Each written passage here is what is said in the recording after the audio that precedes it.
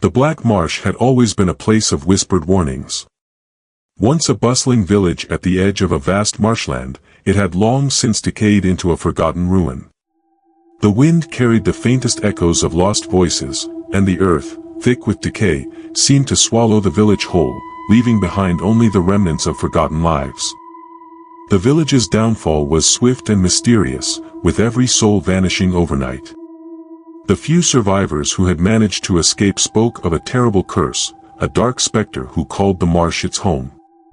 They referred to it as the Black Marsh Keeper, a vengeful spirit that dragged intruders into the swamp to never be seen again. The legend was dismissed by most as a tale to frighten children, but for an ambitious paranormal investigation team, it was the perfect opportunity to prove the truth or expose the myth. It was a cold autumn evening when the team arrived at the Black Marsh. Their van was packed with state-of-the-art equipment, cameras, microphones, infrared sensors, and recording devices, everything they would need to document the hauntings and debunk the local legend. They set up camp at the very edge of the marsh, where the remains of the village lay crumbling beneath layers of damp earth and creeping vines. The sky was thick with gray clouds, and the marsh hummed with an eerie, unnatural silence, the kind that makes the hairs on the back of your neck stand on end. "Tonight," declared Lucas, the team leader, a man in his late 30s with a rugged demeanor and a slight smirk, "we prove once and for all that there's no Black Marsh Keeper. Just wind, rain, and a lot of superstition." But as the night wore on, something began to feel wrong. The team set up cameras facing the most dilapidated parts of the village, the old church, the broken well, the rotting houses that had once been homes. Each camera was carefully calibrated to detect any unusual movement or energy. They even planted motion sensors deep in the marsh, in the hope that they could catch something on film that could be explained away as a trick of nature. The first few hours passed without incident. The wind moaned through the trees, and distant animal calls echoed across the water, but nothing out of the ordinary occurred. Then, as the night deepened and the moon rose high above the clouds, things began to shift. It started subtly. One of the cameras in the village square picked up an odd distortion on the footage, a fleeting shadow that seemed to move too quickly to be human. At first, they dismissed it as a glitch in the recording, but when they reviewed the footage again, the shadow reappeared, this time moving in a pattern. It didn't seem to be walking, it was almost as if it were gliding, hovering just above the ground. "That's not possible," Anna, one of the team members, murmured as she leaned closer to the screen. "It's like it's floating." Before they could speculate further, they heard it, a soft whisper on the wind, so faint it could easily be dismissed as the rustling of branches. But it didn't stop. The voice seemed to grow louder, more distinct, and though no one could make out the words, it was undeniably human, and it sent chills down their spines. Around midnight, the mood shifted. They decided to venture deeper into the marsh, thinking the camera footage was just a product of their overactive imaginations. The mist hung thickly in the air, clinging to their clothes and skin, and the ground became increasingly unstable beneath their boots. The marsh water lapped quietly against the edges of the narrow path they followed, but there was no sound of wildlife. The usual chorus of frogs, insects, and birds was conspicuously absent.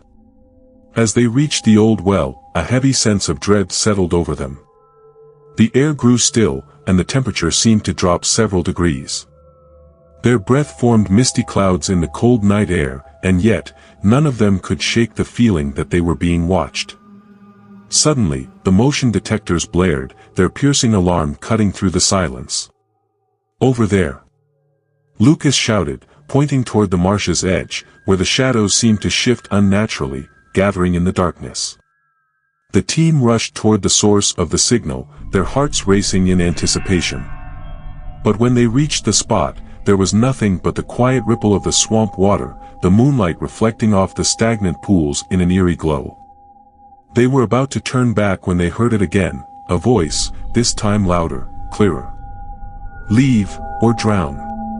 Anna froze, her breath catching in her throat. The others turned to her, their faces pale. "Did you hear that?" she asked, voice shaking. Before they could respond, a dark shape emerged from the mist. It was tall, impossibly tall, and its form was cloaked in tattered black robes. The figure seemed to glide rather than walk, its feet barely touching the marsh's soggy earth. Its face, if it had one, was obscured by the hood, but the darkness around it felt alive, suffocating. It's the Black Marsh Keeper," Lucas whispered, his voice cracking. But it was too late to turn back. The figure advanced toward them, its presence suffocating. The camera lights flickered, their infrared sensors blurring the image of the creature, but they could still make out the horrific details, the rotting flesh beneath the black cloak, the long, bony fingers that reached out from the shadows. Its breath was slow, raspy, and the ground trembled beneath their feet as it came closer. Then, the ground beneath them gave way. The swamp was alive, swallowing them whole. The team struggled, but the muck seemed to drag them down with unnatural strength. One by one, the members of the team disappeared into the deep, murky waters, their screams muffled by the sound of splashing and gurgling. Anna was the last to remain. She fought against the swamp's grip, crawling toward the shore, but it was hopeless. The Black Marsh Keeper loomed over her, its skeletal hand reaching down into the depths. "Join me," it hissed, its voice like the creaking of rotting wood. In one final desperate move, Anna reached for the camera lying on the ground, clutching it to her chest, desperate to capture the last moments before the darkness took her.